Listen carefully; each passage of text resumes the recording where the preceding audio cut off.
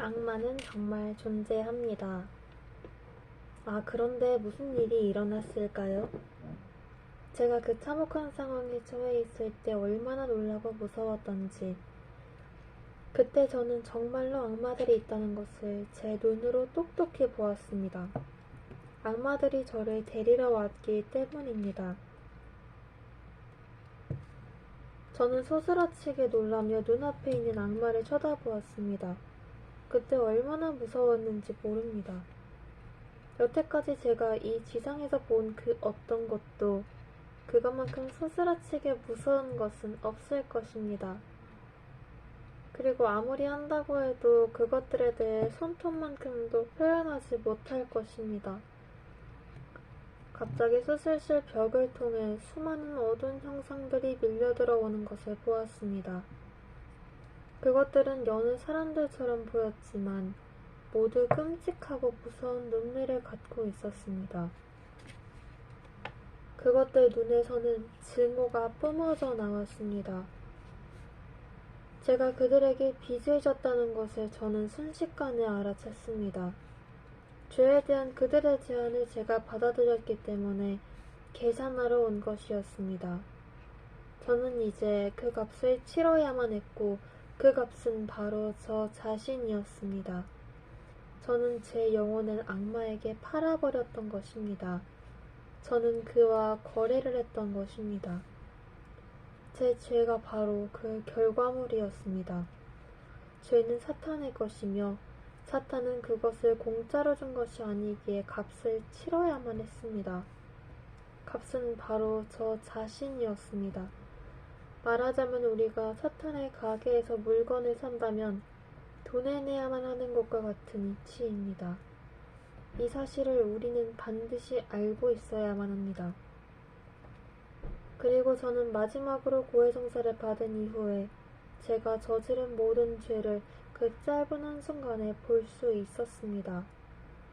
오래전 사제에게서 마지막으로 고해성사를 받고 죄의 사함을 받은 이후 제가 지은 모든 죄였습니다. 우리는 죄값을 모두 치러야만 합니다. 평화를 잃은 채 양심의 가책을 느끼고 내적인 평온을 상실하고 건강을 잃으며 그 값을 치르는 것입니다. 만일 우리가 사탄의 주인인 슈퍼마켓의 알뜰 단골 고객이고 늘 그의 가게에서 물건을 산다면 마지막으로는 우리 자신으로 물건값을 계산하게 됩니다. 그리하여 우리는 사탄의 노예가 되는 것입니다. 우리가 그에게 우리 영혼을 팔았기 때문입니다. 그리고 사탄이 퍼뜨리는 가장 큰 계략이며 가장 핵심적인 거짓말이며 가장 큰 실수는 바로 사탄은 절대로 존재하지 않는다는 것입니다. 이런 무섭고 어두운 형상들이 저를 애워쌌고 저를 데리고 가기 위한 목적으로 그들이 왔다는 것이 명백했습니다. 아마도 여러분은 그 공포가 어떤 정도인지 얼마나 끔찍한 두려움인지 상상이 되지 않을 것입니다. 저의 지성 높은 수준의 지적 능력, 학문의 능력, 학술적인 타이틀, 제가 이루었던 직업적 능력 등과 같은 것들은 그 상황에서 아무런 도움이 되지 않았습니다. 끔찍하고 엄청난 악의 세력 앞에서 이 모든 것은 아무런 소용이 없었습니다. 우리가 지은 죄는 우리를 깊고 어두운 곳, 저 아래 거짓의 아비에게로 끌어들입니다. 하지만 값을 치러야만 하는 후회스러운 잘못과 죄를 고해성사를 통해 예수님께 가지고 가면 그분은 십자가 보석으로 모든 죄값을 치르게 됩니다. 예수님은 십자가에서 우리의 죄를 대신해 피를 흘리심으로써 그 값을 치르셨습니다. 그리고 그분은 우리가 죄를 지을 때마다 그 값을 치르십니다. 우리가 사탄과 손을 잡아 사탄 죄의 소유물이 됨으로써 치러야만 하는 지옥의 고통을 그분이 대신해서 받으셨습니다. 우리는 예수 그리스도에 의해 자유의 몸이 되었습니다. 그로써 우리는 그분의 왕국, 그분의 삶에 대한 권리를 부여받았습니다. 왜냐하면 그분께서 우리를 하느님의 자녀로 만드셨기 때문입니다. 그때 그 어둠의 무리들이 자기들의 소유물인 저에게 계산을 받으러 왔습니다. 저는 그들이 벽에서 튀어나와 수술실로 마구 들어오는 것을 보았습니다. 그들은 수술실 안을 가득 채웠습니다. 그 악마들은 외관상으론 그럴듯했지만 그들의 시선은 지독하리만치 사악한 증오로 가득 차 있었습니다. 그들의 일본 불타버려서 영혼이 없었습니다.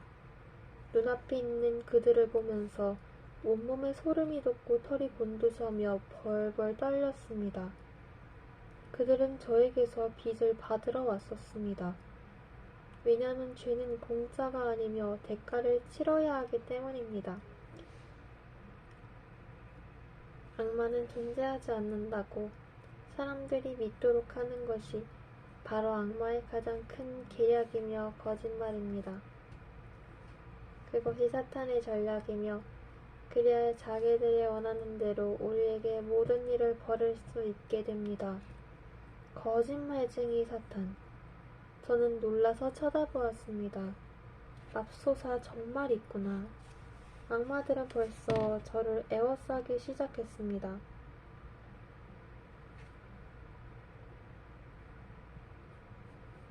벌써 저를 데려가려고 했습니다. 그 순간 제가 느낀 공포를 상상이나 할 수 있겠습니까? 그 두려움과 끔찍함과 공포 그 자체.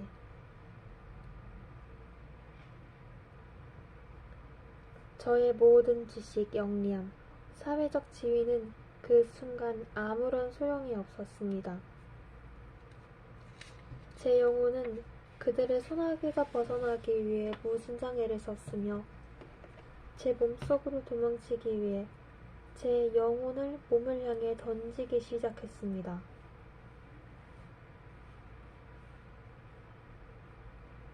하지만 제 몸이 저를 더 이상 받아들이지 않았습니다. 그래서 정말이지 끔찍할 만큼 무서웠습니다. 도망치려고 달리기 시작했습니다. 어떻게 그리 됐는지는 모르지만 저는 수술실 벽을 통과할 수 있었습니다. 그곳에서 벗어날 생각밖에 없었지만 제가 벽을 통과하는 순간 제 영혼은 전혀 다른 세계, 무의 세계로 도약하게 되었습니다. 저는 갑자기 거기 생긴 터널 내부로 들어갔고 그 터널은 밑으로 뻗어 있었습니다. 터널 내부에 들어섰을 때 아주 약한 빛이 있었는데 마치 벌집과 같은 빛이었습니다. 벌집의 벌처럼 아주 많은 사람들이 웅성거리며 떼를 지어 몰려다녔습니다.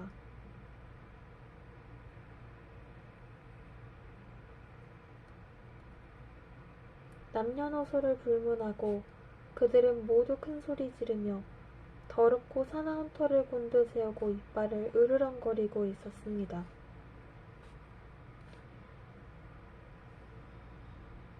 저는 계속해서 땅속 아래로 깊숙이 빨려 들어갔습니다. 그곳에서 벗어나려고 아무리 몸부림쳐도 소용이 없었습니다. 점점 빛은 더 약해지고 희미해졌습니다. 그리고는 터널 안 극도로 깊고 어두운 곳까지 빨려 들어갔습니다. 저는 완전히 무방비 상태로 그 암흑 속으로 빨려 들어갔습니다. 그 암흑은 지상의 어떤 것과도 비교할 수 없고 어떤 말로도 표현할 수 없을 정도로 짙고 불쾌했습니다. 위쪽은 밝았지만 아래쪽으로 갈수록 점점 더 어려워졌습니다. 그러다가 빛 속에 있는 저의 어머니를 만났을 때 그 기쁨은 이루 말할 수 없을 정도로 컸습니다.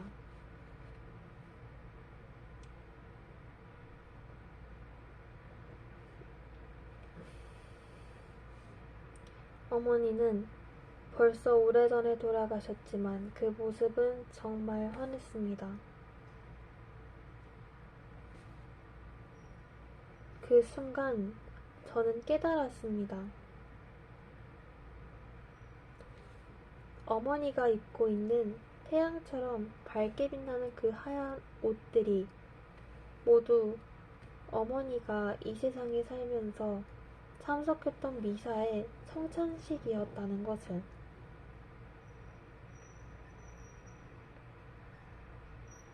하지만 제가 어머니께 다가서서 그 곁에 머무는 것은 불가능했습니다.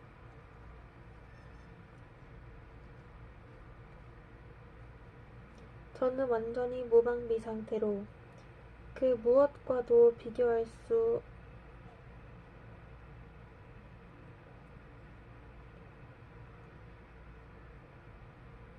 캄캄한 그 암흑 속에 파묻혀 있었습니다. 그 암흑에 비하면 이 지상에서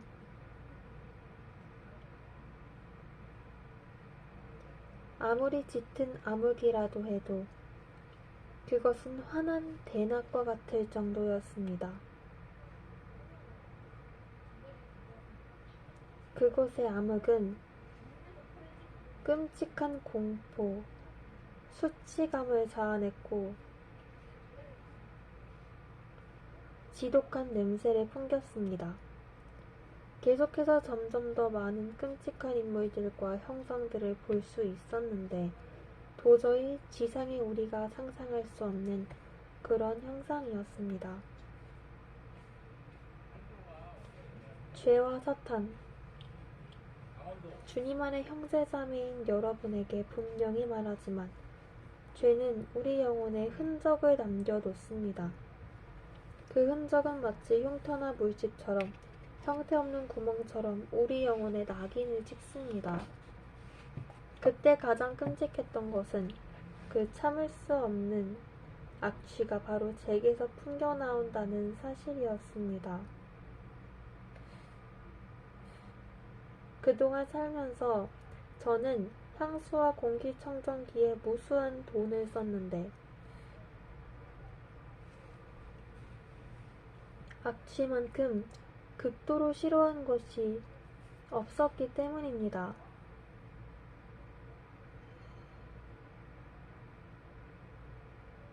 그런데 제가 지은 모든 혐오스러운 죄가 제 영혼 바깥 어느 곳에 있는 것이 아니라 바로 제 안에, 저가 제 영혼 바깥,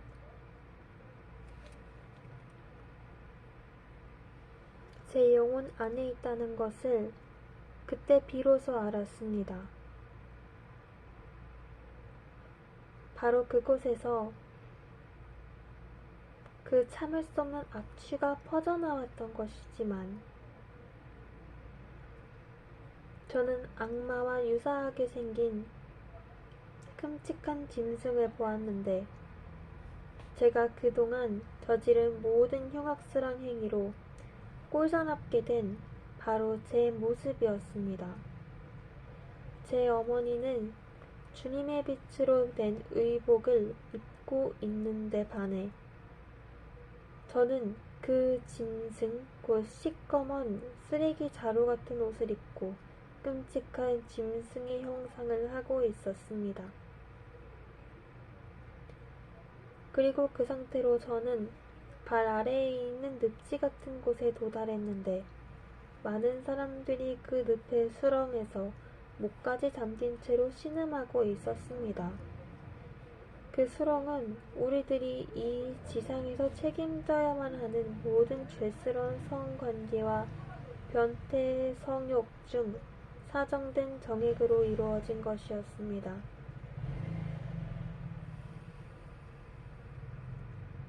혼인성사로 맺어진 남녀관계만이 하느님의 축복을 받습니다.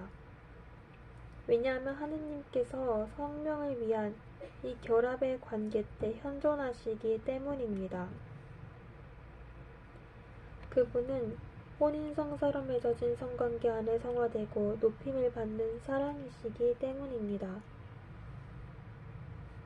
혼인성사의 바탕이 없는 성은 순전히 쾌락이나 만족이나 이기주의의 도구의 따름입니다. 바로 그런 이유로 사람들은 이 세상에서 자신의 고삐 없는 열정으로 만들었던 그 수렁에서 고통을 받고 있는 것입니다.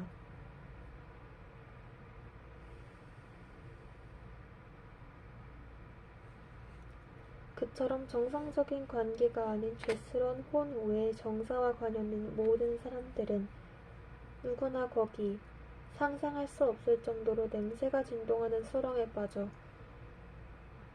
말로 형언할 수 없는 고통을 겪게 됩니다. 그 속에서 그들은 자신의 잘못에 대해 극도의 수치심을 맛보고 있는 것입니다.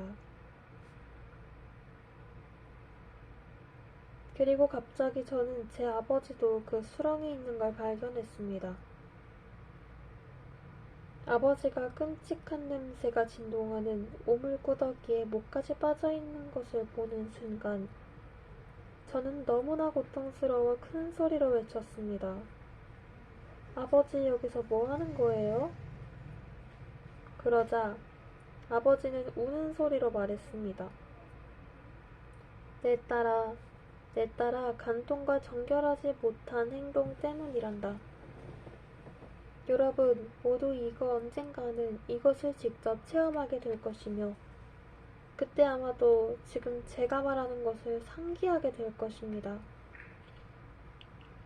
여러분에게 제가 분명히 말할 수 있는 것은 그곳에서 가장 고통스러운 것은 우리 모두를 진정으로 사랑하시며 우리 일생 동안 우리 뒤에 계시고 늘 우리를 다시 찾으시는 하느님을 뵙는 것입니다.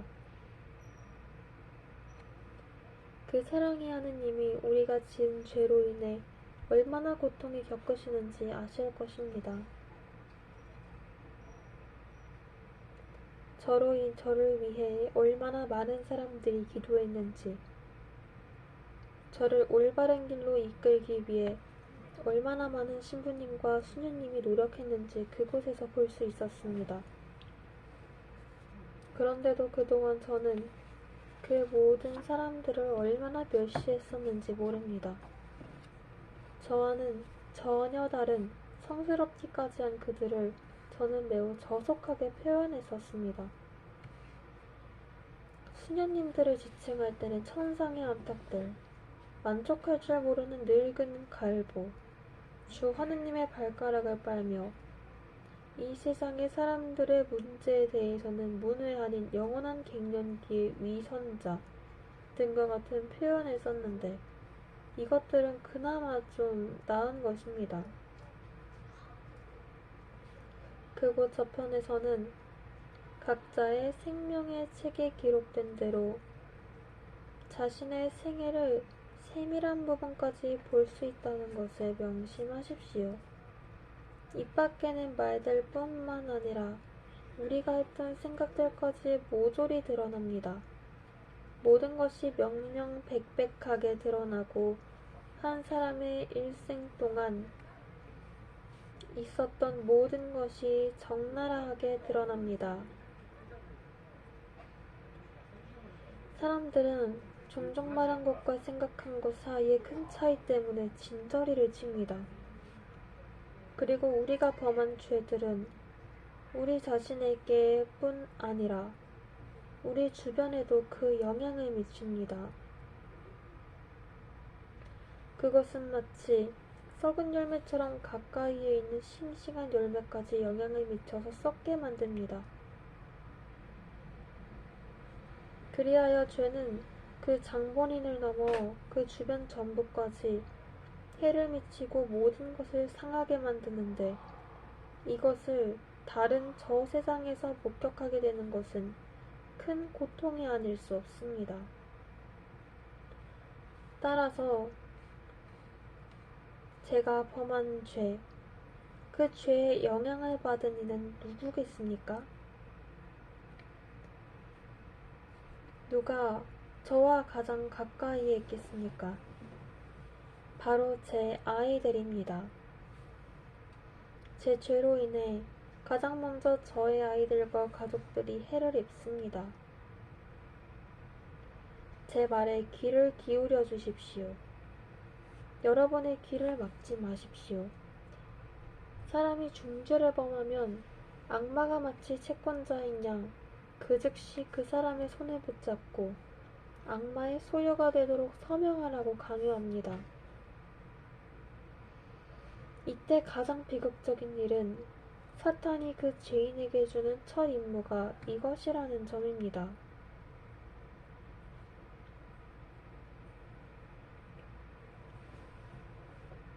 자, 이제 가서 너의 주변에 있는 사람들, 너와 관계를 유지하고 있는 사람들을 모두 나에게 데리고 오너라. 누군가를 증오하거나 자신의 이웃에 대해 계속해서 나쁜 소문을 퍼뜨리는 엄마, 폭력적인 데다 알코올 중독이여 늘 술에 취해 집에 돌아오거나 낯선 이의 재물을 착복하는 것 외에 다른 일을 하지 않는 아빠. 이들은 거의 자신의 직접적인 영향권에 자기 아이들을 둔 셈입니다. 그리고 부모가 이런 나쁜 행동 방식으로 아이들에게 잘못되고 나쁜 모습만을 보여준다면 이는 아이들의 미래를 보살피는 부모로서의 사명을 오용하는 것이 됩니다. 교회의 성사에 참여하는 생활만으로 여러 세대에 걸쳐 계속된 악마의 세력권의 사슬을 깨뜨려 버릴 수 있습니다. 성사의 은총과 기도의 힘만이 죄를 밀어내고 끊어버릴 수 있습니다. 그것은 암흑 그 자체였습니다. 그것에서는 모든 것이 죽었거나 거의 죽음의 상태였습니다. 제가 어쩔 수 없이 무방비 상태로 그 터널을 통해 미끄러져 들어간 후에 저는 어느 평평한 광장에 도달했습니다.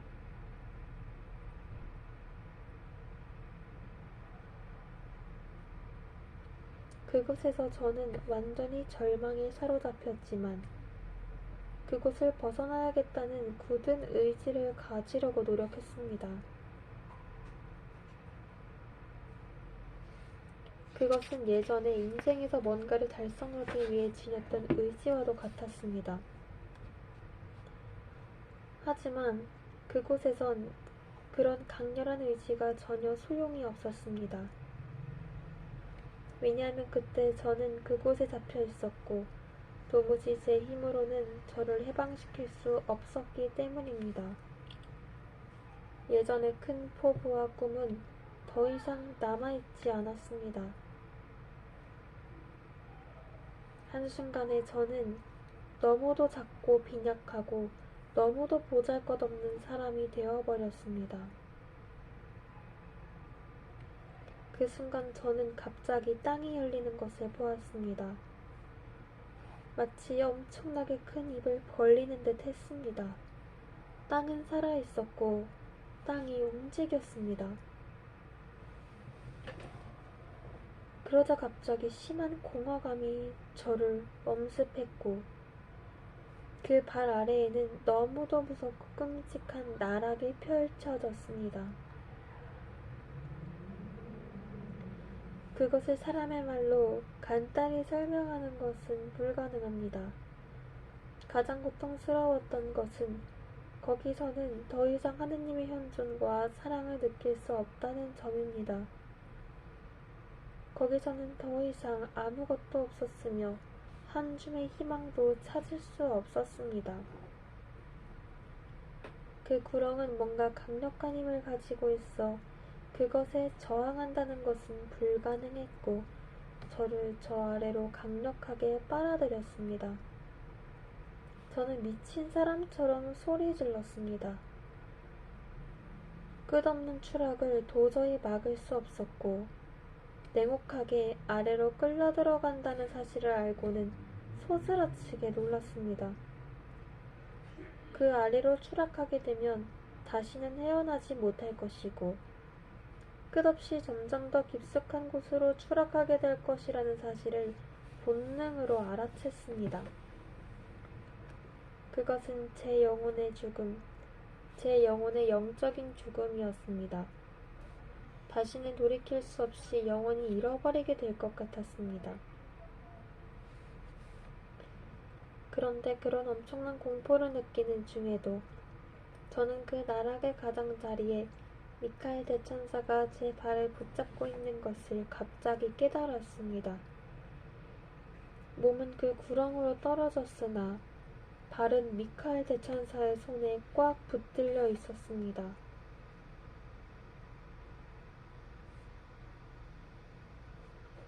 그것을 알아채는 순간 저는 엄청난 고통을 느꼈고 소스라치도록 큰 공포에 사로잡혔습니다.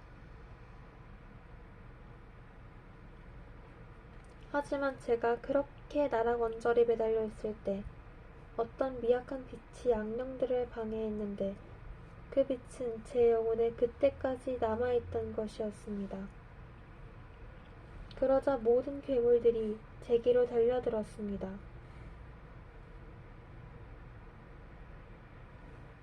징그러운 애벌레나 흡혈귀와 같은 그 괴물들은 제 영혼 안에 빛을 완전히 꺼버리려고 제게 달려들었습니다. 구역질나는 괴물들이 제 몸을 뒤덮었을 때 느낀 역겨움과 공포가 얼마나 심했을지 한번 상상해 보십시오.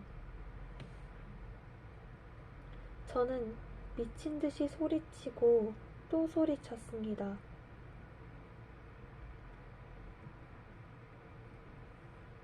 각 괴물들 위로 불이 타올랐습니다. 또 그것은 살아있는 암흑을 말하는 것입니다. 그들이 우리를 삼키고 착취하며 빨아먹고 그들에게서 불이 타오르고 하는 것은 바로 증오에서 비롯됩니다. 그때 공포를 제대로 묘사하는 것은 불가능합니다.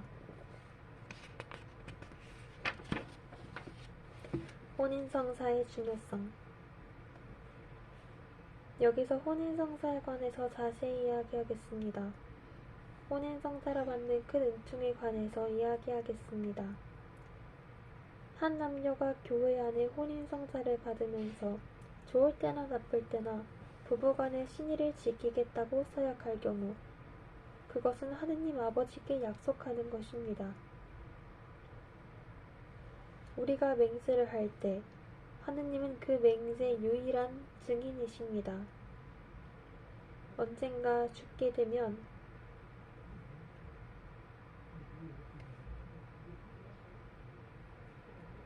생명의 책에 혼인성사의 순간이 기록되어 있는 것을 보게 됩니다.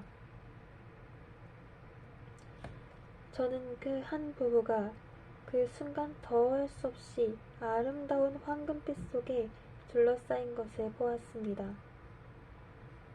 하느님 아버지께서는 부부가 하는 맹세의 말을 생명의 책에 금빛 철자로 기록하셨습니다.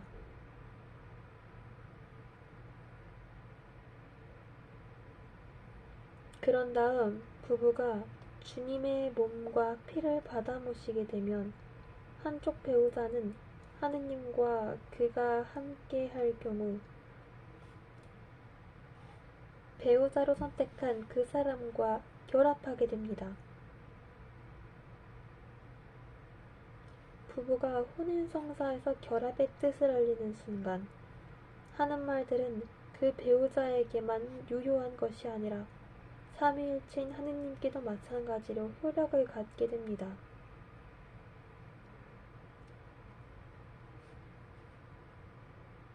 제 결혼식 날 남편과 제가 성체를 받아 모셨을 때 우리는 둘이 아니라 셋이라는 것을 주님께서 보여주셨습니다. 우리들과 예수님 그렇게 셋이었습니다. 혼인성사란 그런 것입니다. 우리 부부가 영성체를 하는 그 순간 주님께서 우리와 하나가 되시기에 그 두 사람은 하나가 됩니다.